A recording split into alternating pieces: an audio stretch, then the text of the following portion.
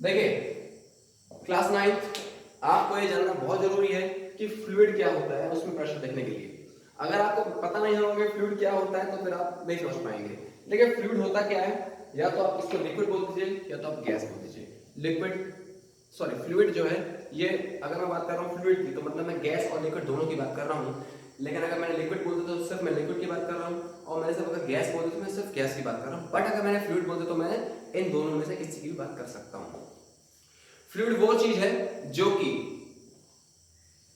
थोड़े से shear force से ही वो क्या हो जाता है, डिफॉर्म हो जाता है, मतलब फ्लो करने लगता है। देखिए आपका जो पानी है वो नॉर्मल फोर्स से मूव नहीं करता, वो शेयर फोर्स से मूव करता है। मैं कभी अपनी एक वीडियो डालूंगा इसमें और बहुत अच्छे से बताऊंगा कि क्या होता है शेयर फोर्स और कैसे फ्लूइड जो है डिस्प्लेस होता है। तो अभी समझिए प्रेशर इन अ फ्लूइड क्या होता है। अगर आप देखें ये एक वेसल है, इसमें पानी भरा हुआ है।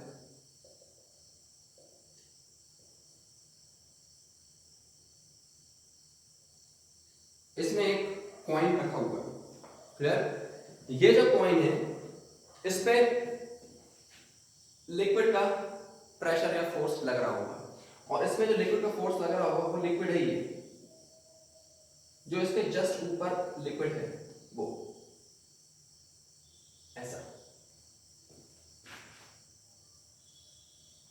बात समझ में आ रही है ना। तो ये जो लिक्विड है इसका फोर्स उसमें लग रहा होगा। सपोज करते हैं इस लिक्विड का वेट कितना होगा, W, ठीक है, और इस कॉइन का एरिया होगा स्मॉल a, ठीक है, बात समझ में आ रही है।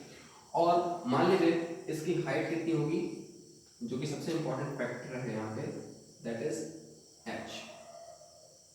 बात समझ में आ रही है, दैट इज योर h, ठीक है। तो कॉइन पे लगने वाला फोर्स क्या है, W, है ना। तो कॉइन पे लगने वाला प्रेशर क्या होगा, pressure is equal to force upon area, का दुनिया जानती है। और यहाँ पे प्रेशर क्या है, सॉरी फोर्स क्या है, W मतलब वेट अपॉन एरिया हो जाएगा। बात समझ में आ रही है। अब यहाँ पे W मतलब आपको मालूम है, W मतलब क्या होता है, mg, ये मैंने बता चुका है आपको, है ना। तो this is your what, pressure mg upon a। अब इसको ले लेते हैं क्वेश्चन नंबर फर्स्ट। हम जानते हैं वीनू, बहुत से जानते हैं हम कि डेंसिटी जो है वो मास अपॉन वॉल्यूम होती है। डेंसिटी को शो करते हैं रो से, और मास अपॉन वॉल्यूम, मास मतलब m, वॉल्यूम मतलब capital V। Rho is equal to mass upon volume होता है। यहां से मास में निकल सकती है रो V, बात समझ में आ रही है। मास क्या की वैल्यू क्या हो सकती है, रो V, और उसको लेते हैं हम सेकंड इक्वेशन, और अब इस वैल्यू को कहां पुट कर रहे हैं, फर्स्ट इक्वेशन। तो फ्रॉम इक्वेशन नंबर फर्स्ट क्या मिल जाएगा बेटा, pressure is equal to mg upon a, ये इक्वेशन नंबर फर्स्ट है। अब मैं इसमें मास की वैल्यू पुट करने वाला जो हमने यहाँ पे निकाली है, पुट कर देते हैं। मास की जगह रो vg अपॉन a, क्लियर है बात। ये आपकी इक्वेशन नंबर थर्ड हो गई, है ना। हम जानते हैं किसी भी चीज का वॉल्यूम अगर आप निकालना चाहते हैं तो वॉल्यूम होता है area of cross section into height. अब सवाल उठता है एरिया ऑफ क्रॉस सेक्शन क्या होता है। एरिया ऑफ क्रॉस सेक्शन, जैसे मान लीजिए कि सिलेंडर है तो उसका जो ये area that is known as area of cross section, या फिर ये area that is known as area of cross section. तो यहां पे अगर ये सिलेंडर दिख रहा है आपको तो this is your area of cross section. Same होगा, या तो आप नीचे वाले ले लीजिए या तो ऊपर वाले ले लीजिए। हाइट क्या है, h, तो वॉल्यूम क्या निकल जाएगा, v is equal to a into h। समझ में आ रही है। This is our equation number fourth. अब इसकी वैल्यू उठा के हम कहां करते हैं, थर्ड इक्वेशन में। Therefore from equation number third क्या मिल जाएगा हमको, pressure is equal to rho v g upon a, ये इक्वेशन है। अब इसमें वैल्यू पुट कर रहा हूं वॉल्यूम की, तो rho a h g upon a, a से कैंसिल हो गया, pressure is equal to rho g h बचता है हमारे पास, और यही इक्वेशन हमको चाहिए थी। अब आपको बहुत इंपॉर्टेंट चीज बताता हूं मैं कि इस इक्वेशन में अगर आप खास ध्यान से देखें तो ये रो जो है डेंसिटी, डेंसिटी एक कांस्टेंट है। अगर आप पानी की डेंसिटी लूं तो that is 1000 kg per meter cube, मतलब कांस्टेंट। जी की वैल्यू भी कांस्टेंट हमने पढ़ा हुआ है पिछले चैप्टर में भी, सॉरी इसी चैप्टर में पढ़ा ग्रेविटेशन में। और जो h है that is height, it may very, असल में नहीं है। अगर आपका पॉइंट मान लीजिए यहां नहीं यहां पे कहीं होता, ऐसा होता, मान लीजिए सपोज आपका पॉइंट यहां पे होता, ये होता आपका पॉइंट मान लीजिए, तो हाइट कम हो जाती। और अगर हाइट कम हो जाती तो इसकी वैल्यू कम होती, और कम वैल्यू को मल्टीप्लाई करता है तो मुझे प्रेशर भी कम मिलता, मिलता कि नहीं मिलता, है ना। तो इसका मतलब क्या हुआ, इसका मतलब ये हुआ कि प्रेशर जो है वो किसके प्रोपोर्शनल है, h के। मतलब अगर आपका h मतलब हाइट, डेप्थ अगर आपकी बढ़ती चली जाएगी, मतलब अगर आप पानी से नीचे जाते जाएंगे तो आपकी क्या होगी, प्रेशर बढ़ता चला जाएगा। और अगर आप पानी के सतह के मतलब सरफेस के, फ्री सरफेस के अगर आप पास आते जाएंगे तो आपका प्रेशर कम होता चला जाएगा। बात समझ में आ रही है। जितनी ज्यादा हाइट होगी उतनी ज्यादा प्रेशर होगा, ये इक्वेशन कहती है। हमें कंटेनर के शेप से कोई मतलब नहीं है, कंटेनर का शेप का कोई फैक्टर यहाँ पे इस इक्वेशन में नहीं आ रहा प्रेशर फॉर लिक्विड, है ना। तो ये ध्यान रखिए कि आपका कंटेनर चाहे जैसा भी हो। मान लीजिए अगर मैं बात करता हूँ कुछ इस प्रकार से है कहानी, ये देखिए ये आपका एक बहुत अच्छा एग्जांपल है, ठीक है ना। ये मान लीजिए ऐसा कुछ जो है, ऐसा कुछ है मान लीजिए, हाँ, और ये पानी इसमें क्या है, फिल है, पूरे में वाटर फिल है, ठीक है ना। तो मुझे बताइए प्रेशर किस पे सेम होगा। अगर मैं इस पॉइंट की बात करता हूँ तो ये पॉइंट की जो हाइट है ये हमने मान ली, जैसे मान लीजिए पॉइंट ए हो गया, ये पॉइंट हो गया आपका बी, और ये पॉइंट हो गया सी। तो pressure P A, P B और पी सी कौन सा ज्यादा होगा इसमें, तो आपका आंसर है कोई सा भी ज्यादा नहीं होगा और ना ही कोई सा भी कम होगा, सब तीनों बराबर होंगे, क्योंकि हाइट जो है तीनों पॉइंट की सेम है और सेम फ्लूइड है, इसलिए हमारा जो प्रेशर है वो हमेशा सेम रहेगा। तो कंटेनर के हमको शेप से कोई मतलब नहीं है, ठीक है ना, मतलब किससे, हाइट से मतलब है, किस पॉइंट की हम बात कर रहे हैं। तो this is your pressure at a point. The next topic in your book is my dear buoyancy और बायंड फोर्स, और उसके बाद हम बात करते हैं आर्किमिडीज प्रिंसिपल। तो मैं आर्किमिडीज प्रिंसिपल से ही आपको बता देता हूं बायंसी क्या होती है। तो हमारा नेक्स्ट टॉपिक है Archimedes principal, Archimedes principal.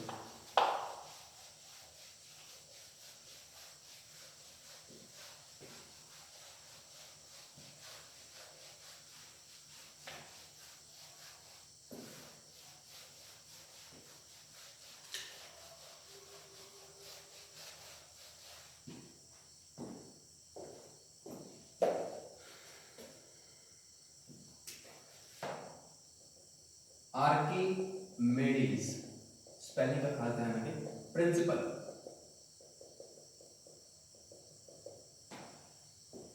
Archimedes principal समझने के लिए माय डियर इसमें आपका डेरिवेशंस वगैरह नहीं है क्लास 9th में, तो बस आपको थ्योरी पर पार्ट इसका पढ़ना और चैप्टर खत्म हो जाएगा आपका।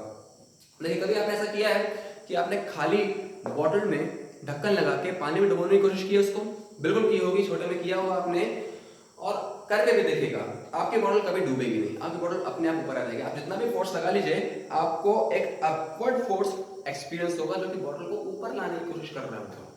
कभी महसूस हुआ ऐसा? तो जो वो अपवर्ड फोर्स है बेटा, बॉडी को ऊपर लाने की कोशिश कर रहा है, वो कहलाता है कि आपका बायंड फोर्स। बाय बाय मतलब ऊपर करना, तो वही है, इसलिए उसको बायंड फोर्स बोलते हैं। तो क्या होता है बेटा, उस बॉटल पे फोर्स लगता है अपर डायरेक्शन में और ये बॉटल को ऊपर की तरफ लेके जाता है, और इस फोर्स को हम बोलते हैं क्या, buoyant force. That is a buoyancy, कि मतलब आपने पानी में बॉटल डाली और वो बॉटल नहीं डूबी, बॉटल कहां गई, ऊपर आ गई, that is known as buoyancy. अब बात करते हैं आर्किमिडीज प्रिंसिपल क्या बोलता है।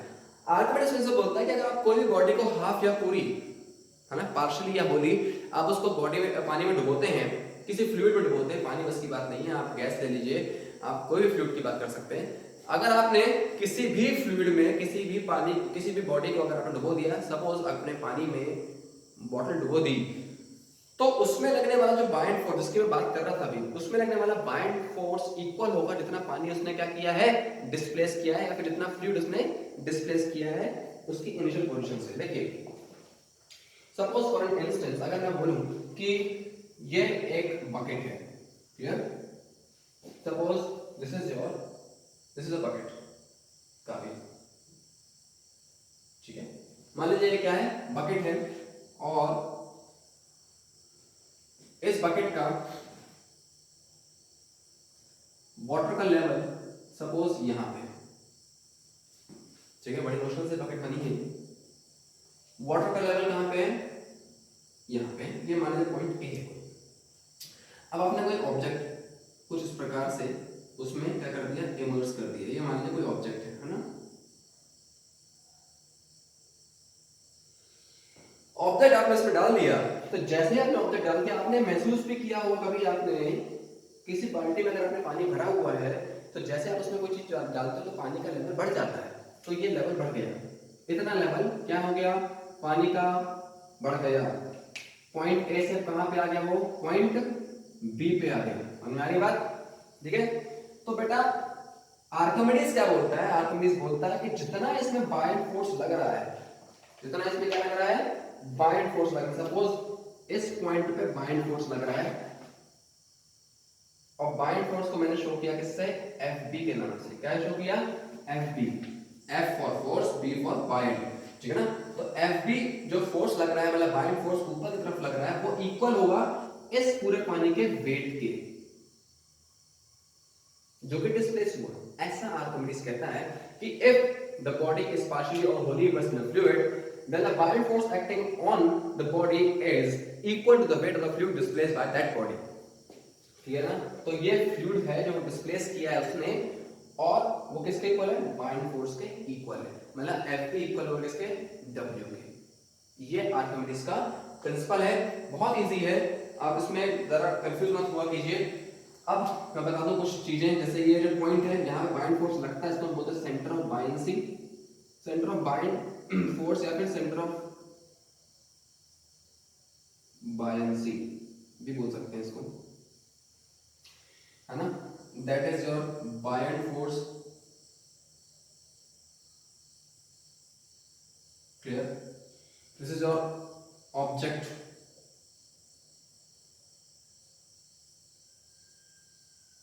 displaced fluid,